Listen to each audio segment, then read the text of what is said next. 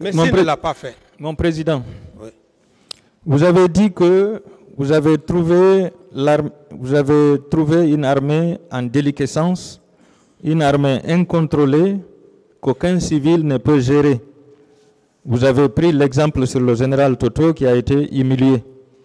Pourquoi, connaissant cette réalité, vous avez pris le pouvoir, Monsieur le Président?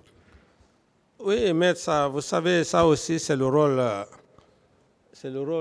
d'un officier. L'officier ne recule pas. On est formé pour ça. Même quand tu vas en guerre, tu peux replier, mais ce qui ne veut pas dire que tu ne vas pas chercher à vaincre. Alors, quand une situation se passe comme ça, mais c'est avec courage. Tu ne vas pas dire que bon, parce qu'il y a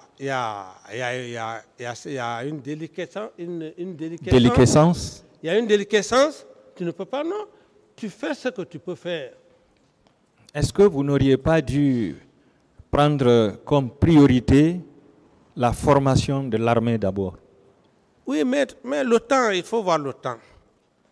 Le temps est là. Ce n'est pas un mandat aussi, c'est qu'il faut savoir. Parce que c'est dans un mandat qu'il faut faire un programme.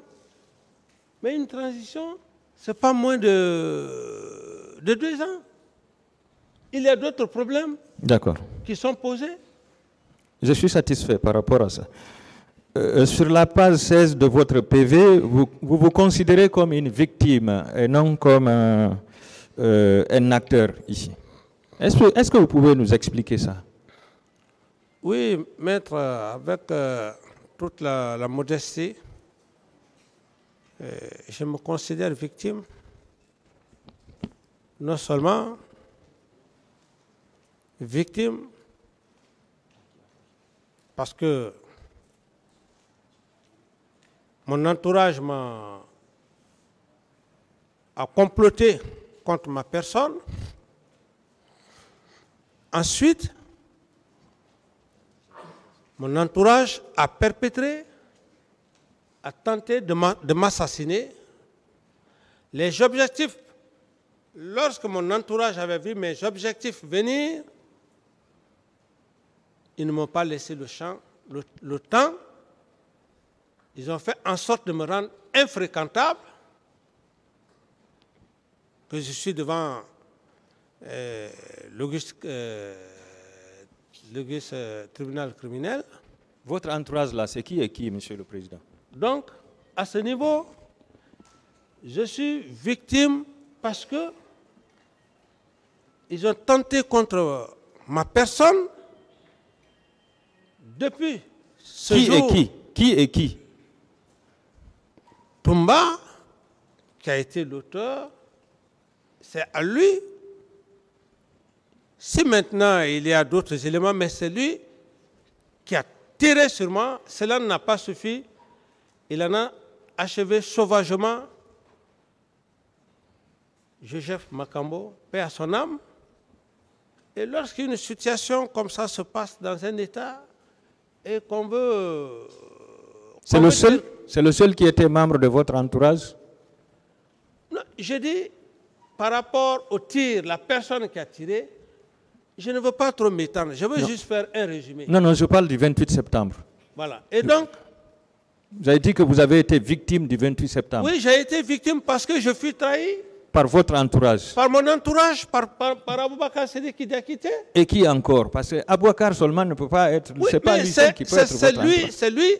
C'est à lui que je lui portais toute ma confiance. Questions, je suis satisfait. C'est à lui que je lui Dans votre PV, vous avez dit que votre entourage a compris Machiavel plus que vous. Comment se fait-il que votre entourage a compris Machiavel plus que vous, alors que c'est vous qui avez toujours cité Machiavel? Oui, maître, vous savez, ça, c'est une théorie que même, je crois qu'en fac, vous l'avez même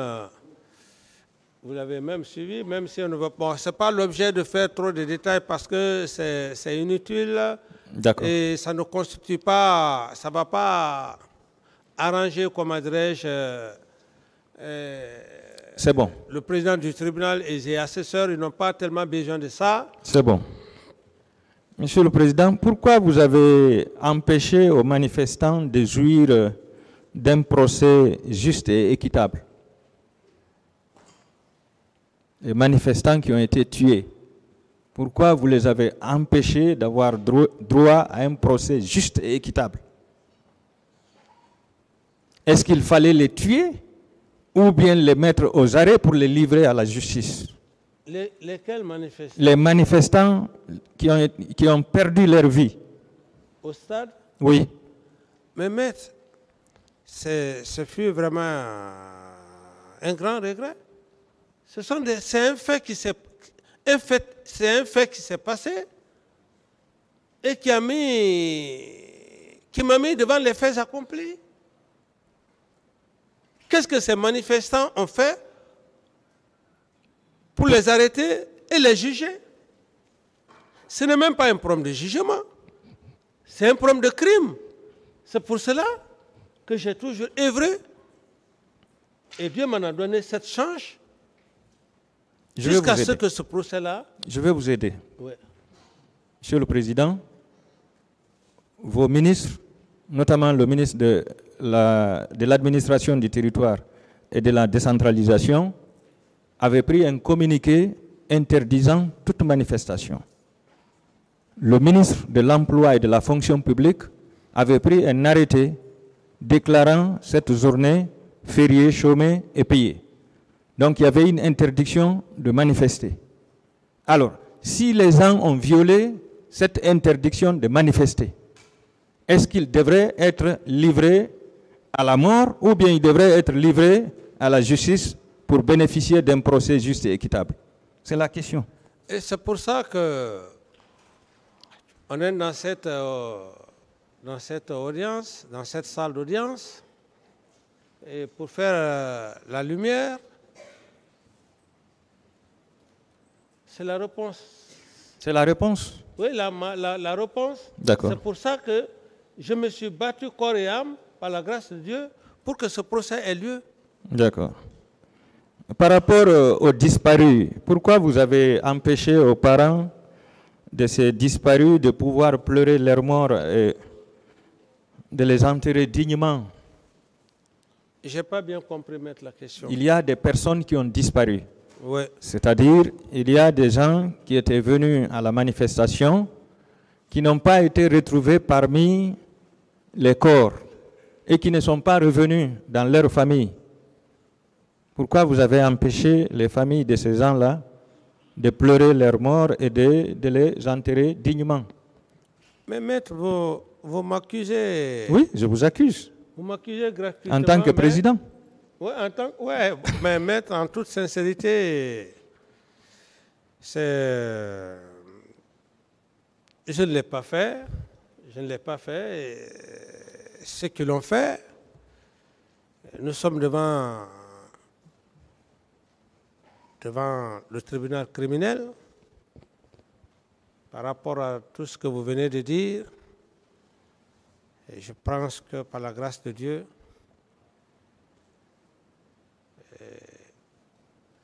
vous serez satisfait? Merci.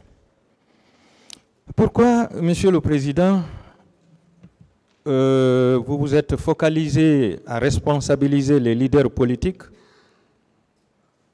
le lendemain du massacre, au lieu de faire une déclaration pour condamner ces crimes et en même temps déclarer ne serait-ce que 48 heures de deuil national?